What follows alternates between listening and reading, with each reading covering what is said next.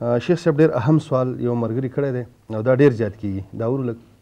السلام علیکم ورحمۃ اللہ وبرکاتہ. شیخ محترم، یو سوال دی، سوال دا دی چې په نسوار کې خودو باندې یا سګرټ څکلو او چرس څکلو باندې اودس ماتېږي یا نه؟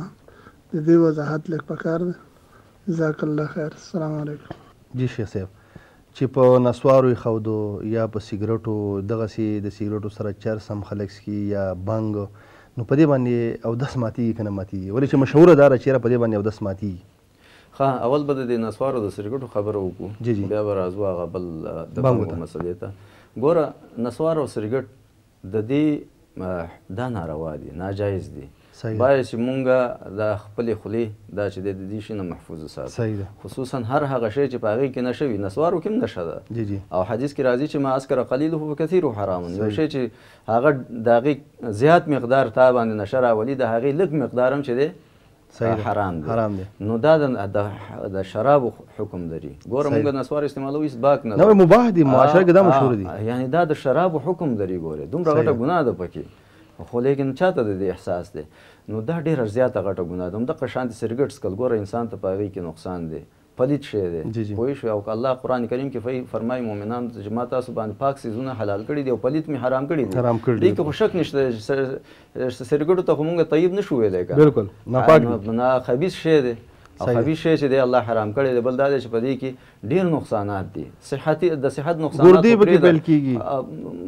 صحت نقصان خو پرېږده، حتی چې په دې باندې فرشتې تکلیف کې کېږي. ځکه حدیث کې راځي چې ان الملائکة تتأذى مما يتأذى منه بنو آدم.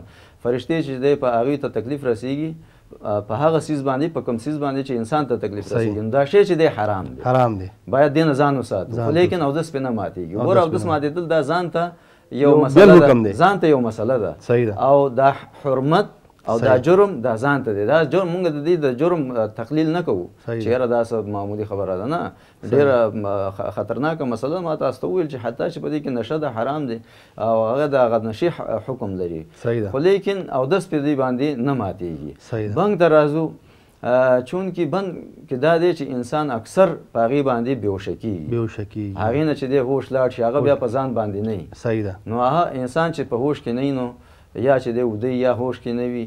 حتی بعضې وخت کې مونږ دوایي استعمالوو، هغه دوایي چې په هغې کې نشه وي، او هغه چې تا په نشه کې کي، چې انسان په نشه کې شي، نو په هغې باندې هم چې دی اودس ماتېږي. یعنې دا څومره څیزونه چې د نشې دي، په دې کې مطلب دا دی چې سګرټ شو، نسوار شو یا بنګ شو، چرس شو، په دې کې چې څو پورې تاسو مطلب دا دی چې بېهوشه شوي نه یې، نو په دې باندې اودس نه ماتېږي. هغسې دا خبره چې ځان ته ساتل پکار دي. مونږ نسوارو ته مباح وایو، خو دا هم حرام دي. نو دا زموږ خوږو کتونکو ته دا درخواست ده چې دا مباح نه دي، دا حرام دي. بله مین خبره دا ده چې کله سړی نسوار کېږي او یا سګرټ وڅکي، نو دله پکار ده چې اودس نه ماتېږي. خو د دې دا مطلب نه دی چې ته خو همدغسې راشي خو مانځه ودرېږي. خوله ضروري ده صفایي انتهایي. ولې چې حدیث کې راځي چې کله کچا پیاز یا چې کوم دی نو وږه وخوري سړی، بیا به هم چې کوم دی نو دا جومات ته ورته اجازت نشته چې راشي. دا خو له سګرټ او د نشې څیزونه دي.